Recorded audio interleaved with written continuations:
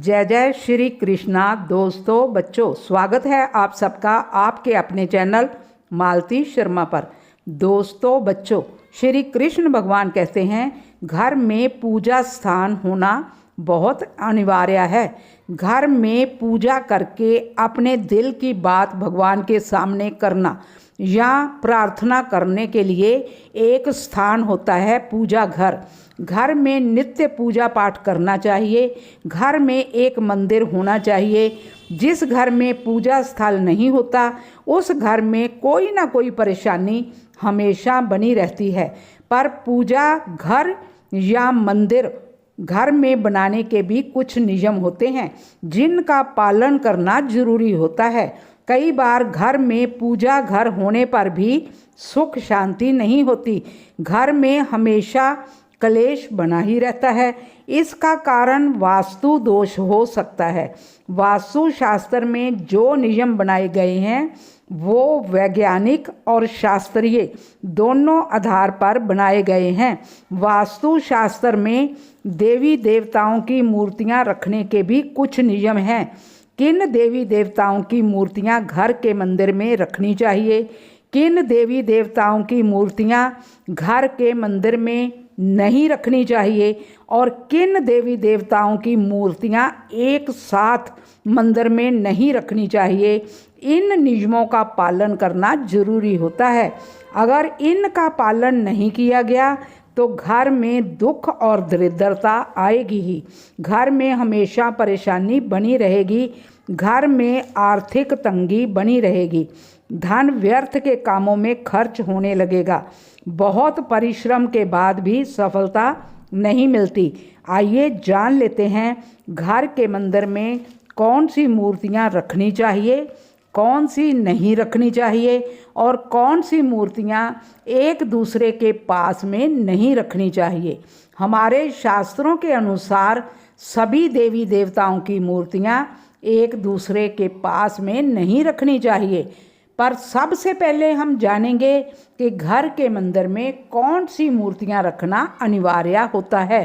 पर उससे पहले जो बंधु मेरे चैनल पर नए हैं, जिन्होंने अभी तक चैनल को सब्सक्राइब नहीं करा तो कर लें और पास में बने बेल बटन को दबाना भी ना भूलें ताकि मेरे आने वाले वीडियो का नोटिफिकेशन सबसे पहले आपको मिले।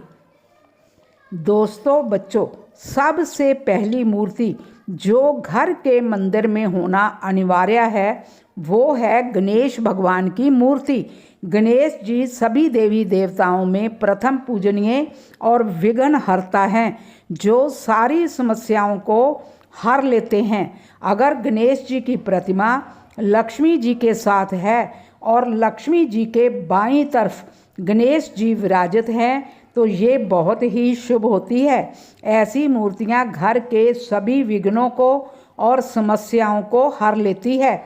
दूसरी है माँ लक्ष्मी जी की प्रतिमा।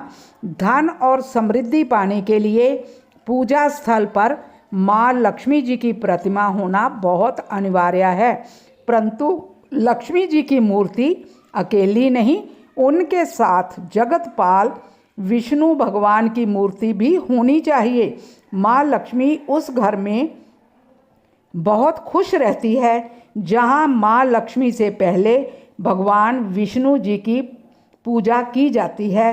धन प्राप्ति के लिए लक्ष्मी जी और गणेश जी की संयुक्त रूप से पूजा करनी चाहिए। माता लक्ष्मी समृद्धि प्रदान करती है, वहीं गणेश जी रिद्धि सिद्धि का भंडार हैं और बुद्धि का विकास करते हैं। तीसरी है हनुमान जी की तस्वीर। कई लोग इस असमंजस में हमेशा रहते हैं और सोचते रहते हैं कि हनुमान जी की तस्वीर घर में रखें या ना रखें। पर दोस्तों बच्चों, वास्तु शास्त्र में ये बताया गया है कि हनुमान जी की तस्वीर घर के मंदिर में रखने से सभी वास्तु दोष और ग्रह दोष समाप्त होते हैं। वहीं घर में आने वाला संकट भी मात्र हनुमान जी की तस्वीर होने से टल जाता है। घर में सुख शांति के लिए हनुमान जी की बैठी हुई मुद्रा वाली तस्वीर घर के मंदिर में रखनी चाहिए। चौथी है राम दरबार की तस्वीर, इसको भी घर में जरूर लगाना चाहिए। इससे हनुमान जी, ऐसी तस्वीर जिसमें हनुमान जी राम जी के चरणों में बैठे होते हैं, इससे परिवार के सदस्यों में प्रेम बना रहता है। अगर आप कृष्ण भक्त हैं तो कृष्ण जी के साथ राधा रानी जी की मूर्ति भी पूजा स्थल में होनी चाहिए। ये प्रेम और एकता की एक ऐसी अनूठी मिसाल है जिस घर में इन दोनों की मूर्तियाँ या संयुक्त रूप में फोटो होती है, वहाँ किसी प्रकार का गृह क्लेश नहीं होता। पति पत्नी और परिवारजनों में परस्पर प्रेम बना रहता है। पूजा घर में कभी भी शंकर जी की, भगवान विष्णु जी और ब्रह्मा जी की मूर्ति एक साथ नहीं रखनी चाहिए। इन तीनों की पूजा का तरीका अलग अलग है, पूजा का विधान अलग अलग है। भगवान विष्णु जी की पूजा तुलसी पत्र के बिना अधूरी मानी जाती है।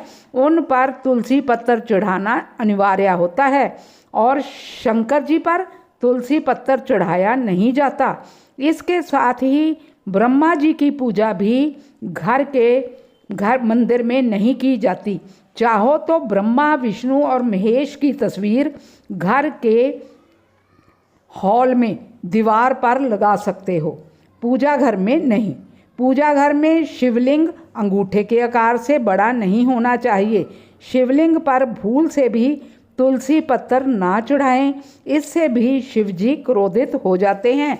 भूल से भी हनुमान जी की तस्वीर अपने बेडरूम में ना लगाएं, घर के हॉल में लगा सकते हो। बेडरूम में राधा कृष्ण जी की मूर्ति लगाई जा सकती है।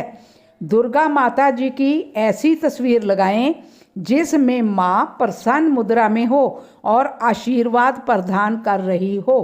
क्रोधी अवस्था या महिषासुर को मारती हुई तस्वीर घर के मंदिर में नहीं रखनी चाहिए।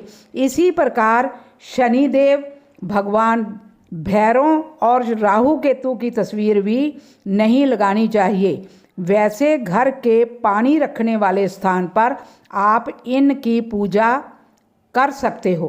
कोशिश करें घर के मंदिर में एक देवता की एक ही तस्वीर या मूर्ति हो। एक ही भगवान की बहुत सारियां मूर्तियां भी घर के मंदिर में नहीं रखनी चाहिए। सभी मूर्तियां में थोड़ी थोड़ी जगह होनी अनिवार्य है। कई घरों में, मंदिरों में इतनी सारी मूर्तियां रखी होती हैं कि सभी भगवान एक साथ रखे होते हैं, बिल्कुल बीच में जगह नहीं होती। ये भी गलत है। सभी भगवान के बीच में थोड़ी थोड़ी जगह होना अनिवार्य होता है। आज के लिए बस इतना ही। फिर मिलती हूँ एक अच्छी जानकारी के साथ। वीडियो अच्छा लगा हो तो कमेंट बॉक्स में जय जय श्री राधे ज़रूर लिखें। जय जय श्री राधे।